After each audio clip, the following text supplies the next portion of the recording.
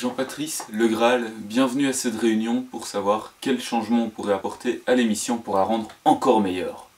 Alors, est-ce que vous avez des idées? Jean-Patrice, non, on s'en fout de ton avis en fait. Tu peux continuer à filmer, on s'en fout. Alors, qu'est-ce qu'on pourrait faire? Tu pourrais commencer par remplacer le concept en début de vidéo. Au lieu de faire une scénette, tu fais autre chose, tu vois, parce que les gens, ils trouvent ça chaque fois bizarre quand t'en fais une. Et c'est vrai que c'est gênant. Oui, ça pourrait être une idée, mais on remplacerait par quoi? J'en sais rien, moi, tu te démerdes, c'est ton émission après tout. Tu ne sais pas, bon. Très bien. Tu pourrais aussi essayer de respecter un petit peu plus Jean-Patrice, lui donner un peu plus de droits, genre qu'il puisse parler, des trucs comme ça, tu vois. Comment ça donner plus de droits à Jean-Patrice? Bah c'est bon, il a déjà le droit de tenir la caméra, et qu'il soit content, hein. Oh, faut pas déconner non plus, hein. D'accord, je vois. Et sinon, l'absence de cache-œil, c'est fait exprès? Oui, j'ai retiré le cache-œil parce que de toute façon, on s'en foutait. Ouais. Bon, plus d'idées? Bon, bah c'est parti pour la nouvelle saison alors. たがために心は儚くこぼれ落ちてく聞かせてほしい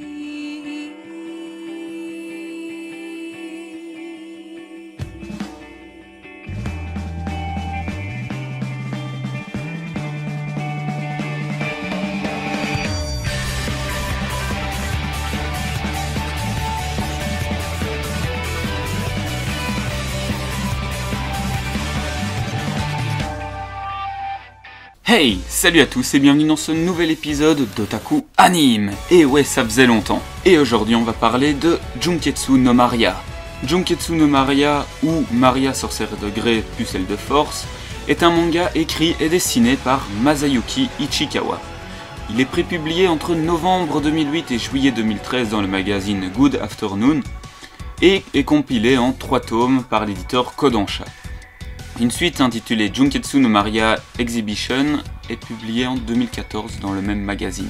Le manga a eu bien entendu une adaptation en animé, sinon on n'en parlerait pas aujourd'hui, qui a été produite par le studio Production IG et qui a été diffusée entre janvier et mars 2015, chez nous chez ADN ou G1.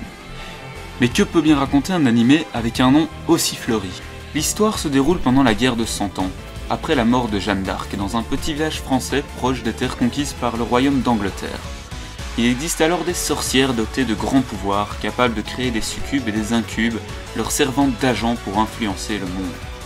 Maria, qui vit dans la forêt proche du village, est une sorcière très puissante. Elle déteste la guerre et intervient chaque fois qu'une bataille a lieu entre Anglais et Français près de sa demeure, effrayant les deux armées pour les forcer à cesser le combat. Elle a aussi la particularité, comme le nom de l'anime l'indique, d'être encore vierge, ce qui ne cesse de l'embarrasser lorsqu'elle en discute avec sa succube personnelle. Comme elle intervient souvent dans les affaires des humains, les cieux ont décidé de surveiller de plus près ses agissements par l'intermédiaire de l'ange Ézéchiel.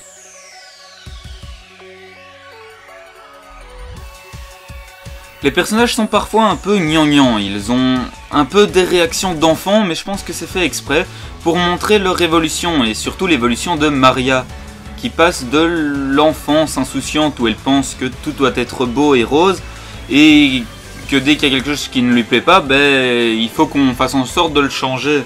Et puis par la suite, elle va devenir une femme qui accepte le monde comme il est, parce qu'elle sait qu'on ne peut pas tout changer. Et qu'on ne peut pas être égoïste et vouloir changer uniquement les choses qui nous dérangent nous. Et d'ailleurs, ce changement est symbolisé par la virginité de Maria. Enfin, à partir du moment où elle va la perdre, ça veut dire qu'elle accepte le monde tel qu'il est, en gros, à peu près. Et du coup, ça nous permet d'embrayer sur un autre point que je trouve vraiment sympa, c'est que l'anime nous parle plus de cul que ce qu'il nous en montre. Dans les premiers épisodes, on a des situations où on comprend très bien ce qui se passe. Mais il n'y a rien de choquant, ils auraient pu se servir de l'histoire pour faire une sorte de hentai, mais ils l'ont pas fait. Donc, la virginité de Maria est vraiment un élément qui sert à montrer son évolution. À partir du moment où elle va se décider à la perdre, elle va décider, comme je l'ai dit, à accepter le monde, à ne plus être totalement égoïste et vouloir que tout aille dans son sens. Maintenant, est-ce qu'elle va vraiment le faire? Là est tout le mystère de cet animé. Et puis bon, du coup, sa virginité, ça va servir parfois d'élément rigolo entre Maria et Artémis, quand cette dernière va faire des allusions que Maria, toute innocente qu'elle est, ne va pas les saisir. J'avoue que ça fait quand même un petit peu rire. Un peu.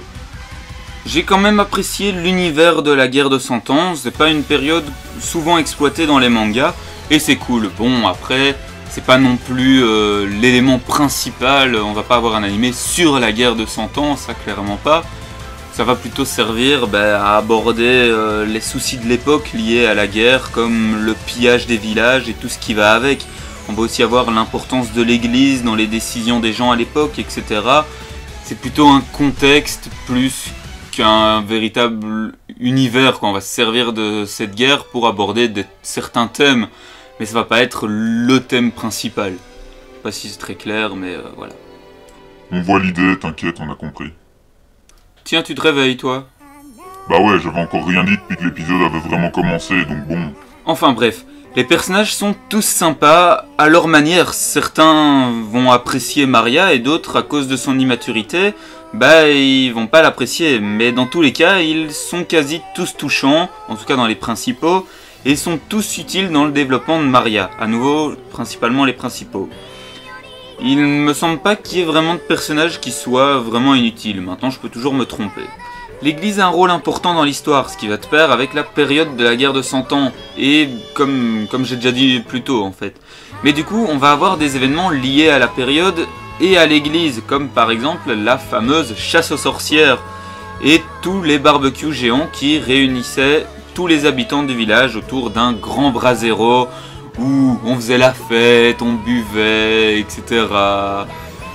Ah, la belle époque où on brûlait des gens. Comment dire, disons que j'ai pas trop envie de venir faire un barbecue chez toi.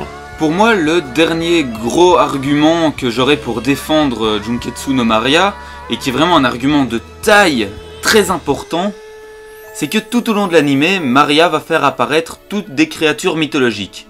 Voilà. Pour moi, c'est le détail que j'ai retenu, c'est qu'on va avoir Méduse, on va avoir des dragons, on va avoir des trucs de malades. Donc, rien que pour ça, regardez Junketsu no Maria, parce que... voilà, ouais. Tu viens d'essayer de gagner du temps, là, non? Mais non, tu sais bien que c'est pas mon genre d'essayer de gagner du temps quand je vois que je commence à faire une vidéo un petit peu courte, et que j'essaye de meubler avec, par exemple...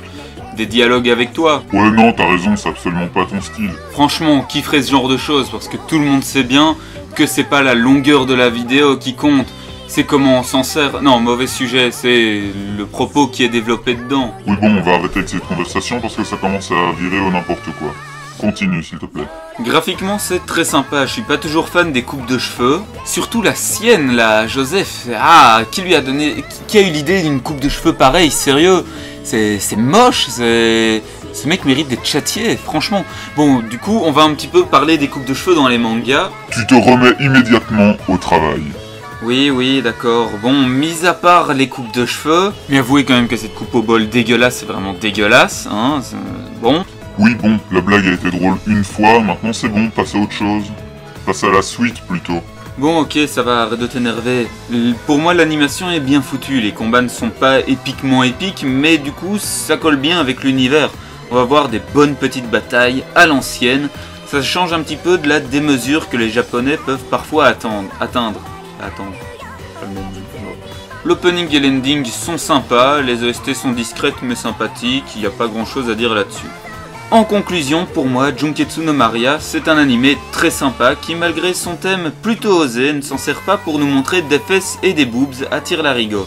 Et pour moi, c'est son point le plus important. Il arrive à traiter un thème plutôt sympa qu'on ne voit pas forcément souvent, avec une grande maturité, alors qu'on part d'une sorcière qui est vierge. Bon, avant que quelqu'un ne gueule, je ne dénigre en rien les ecchi.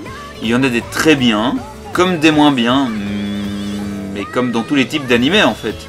Je dis juste qu'ici on ne se sert pas du prétexte de la virginité de Maria pour nous montrer des boobs, etc. Ici on va vraiment s'en servir pour nous montrer son évolution, si elle va décider d'évoluer ou pas dans sa mentalité, alors qu'on aurait pu avoir un animé totalement différent. Oui, arrête de t'enfoncer et dis tout simplement que c'est pas une critique du genre ecchi en lui-même que tu viens de faire là, que c'est une critique de Junketsu no Maria, que tu n'as rien contre le ecchi en général, et comme ça les gens devraient pas te faire d'emmerde. quoique en fait. Voilà, tout comme il vient de dire. Bon allez, enfin bref, moi j'ai plus rien à dire de toute façon. Je vous dis à la prochaine, portez-vous bien, bye bye.